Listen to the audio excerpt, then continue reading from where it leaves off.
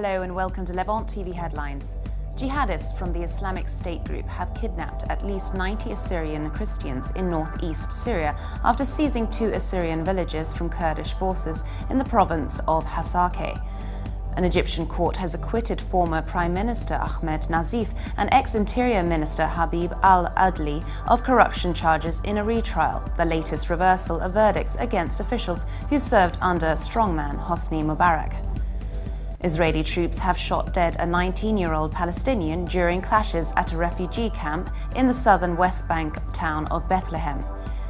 Turkey has accused Britain of being too late to inform the Turkish authorities over the departure to its territory of 3 teenage British girls feared to be on their way to Syria.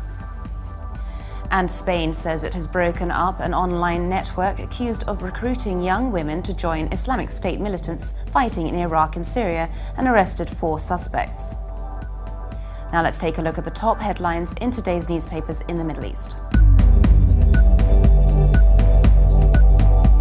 Starting with the Egypt Independent, which leads reporting that Egyptian President Abdel Fattah al-Sisi has signed off on an anti-terrorism law that gives authorities more sweeping powers to ban groups on charges ranging from harming national unity to disrupting public order. The paper also reports that Telecom Egypt has announced the launch of a channel on YouTube that will spread awareness of child safety programs on the internet. From the UAE, the Khalij Times leads reporting that new Pentagon chief Ashton Carter has vowed lasting defeat against the Daesh group as he summoned top generals and diplomats to Kuwait to review the war effort against the militants. The paper also reports that the UAE is still in talks with both BAE Systems and the Dassault Aviation over the possible multi-billion-dollar purchase of fighter jets. From Lebanon, the Daily Star leads reporting a security source familiar with the negotiations says that Lebanese Islamist prisoners and a ransom will be exchanged for the captive servicemen being held by the Nusra Front on Lebanon's northeastern border, with ransom money expected to come from Doha. The paper also reports that Israeli soldiers have shot dead a Palestinian in the occupied West Bank. Now let's take a look at the top Middle East headlines from the UK papers. The Guardian leads its Middle East news, reporting that the Yemeni president, Abd Rabu Mansour Hadi, has retracted his resignation after escaping house arrest in the militia-controlled capital. An aide to Hadi said he had sent a letter withdrawing the resignation to Yemen's parliament, which had never met to formally accept it.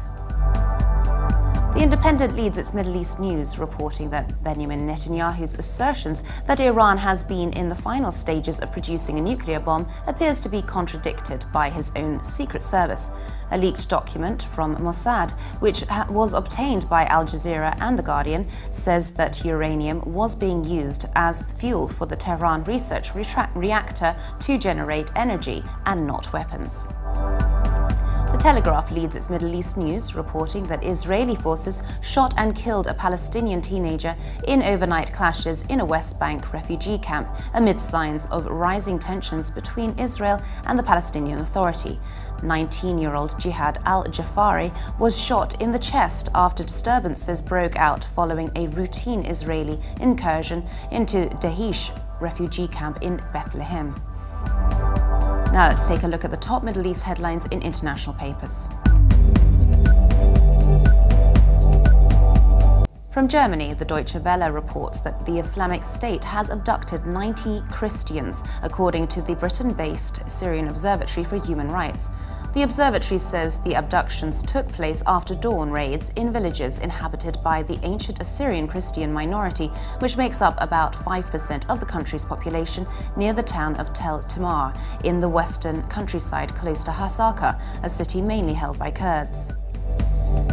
And finally, the Washington Post reports that New Zealand will send a small number of troops to Iraq to help train local forces in their battle against the Islamic State group.